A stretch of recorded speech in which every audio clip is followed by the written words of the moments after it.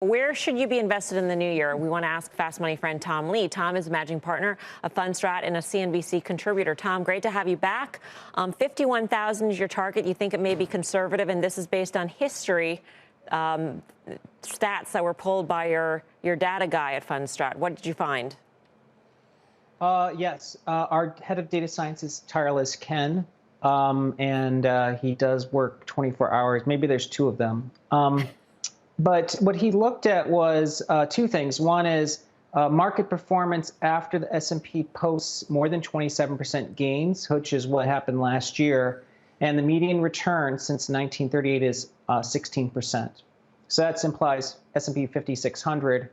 And the second vector is midterm election years. And in years where the control is Democratic trifecta, which is what we have today, second half gains tend to be 16%. So I think we're in a year where we'll be constantly surprised by the market's resilience. The first half, I think, is quite tough, but I think that the full year is going to be very strong. What does quite tough mean? I think 2022 is probably the first year that the highest probability of a 10% correction. As you know, many kind of called for that last year, but we had pointed out that a drawdown that big wasn't historically supported, but I think this year there's a chance that we could rally to 55,000, in January, and then pull back towards something pretty ugly by the summer. But I don't think that that's should be viewed as a top. I think it's just going to feel gut wrenching. Kind of agree with your outlook here, and 5100 from here is not a far cry, but if we do have that pretty sharp sell-off that you think comes at some point this year, then it's a good rally off the lows. Do you get concerned? You just heard our conversation about Apple at $3 trillion in market cap. Are some of these mega cap stocks becoming too big to fail? Are they too big of the components of the major indices here? And might we have a hiccup? Because there's been no hiccups in these names. And are they the ones that are going to lead us lower when we do have that correction? Well, without question, S&P is becoming a tech index because of the weight, and the best companies in America are basically technology, healthcare, and banks. I mean, that's really the three big sectors of the S&P.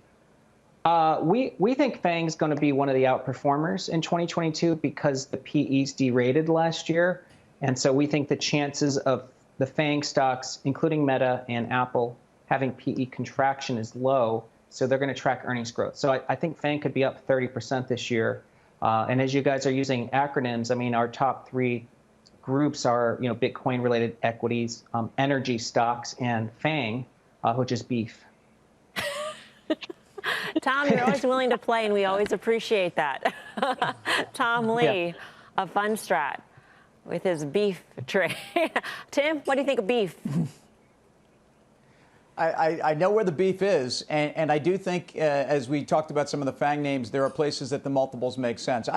Look, on Bitcoin and crypto-related equities, that's the part of this that I still think investors are finding the hardest place to really put their allocations in the stock market. They're not having any problems allocating towards crypto. So I would just say one of the dynamics we saw in 21 was that crypto money was flowing back and forth. And I do believe as a function of the wealth created there, the overall market is going higher. So if crypto's going higher, we know where the beef is, and the beef is certainly going to be in the market.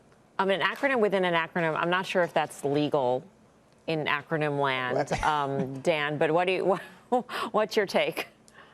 Yeah, I mean, I guess, listen, I think it is the mega caps that lead us lower. And, I think it's really important to understand that last year there was plenty of investors who are looking at the fundamentals of companies. And Tom just talked about derating. Well, we're seeing growth decelerate even among these mega cap names. And maybe there's further re-rating of some of these things. And if you look in some of the internet space, I mean, Twitter and Snap, they closed down on the year. Those were not great years, and there was no shortage of other innovative technology names. We could look at the ARK complex that traded really poorly. So I think that comes to large cap land. I think the best case scenario for 2022 is that it happens earlier than later because we don't want it really to steamroll. We want it to get some fear out of this market. And lastly, I'll just say this, back to Tim's acronym, I really like that KWEB. You know, we had Carter Braxton Worth on a couple weeks ago talking about Shanghai Composite very near a breakout at all-time highs. You look at the devastation in some of these names and the reasons why. I think you want to focus out of maybe some of the larger cap industrial and banks in China and focus on some of these internet names. So I like his KWEB.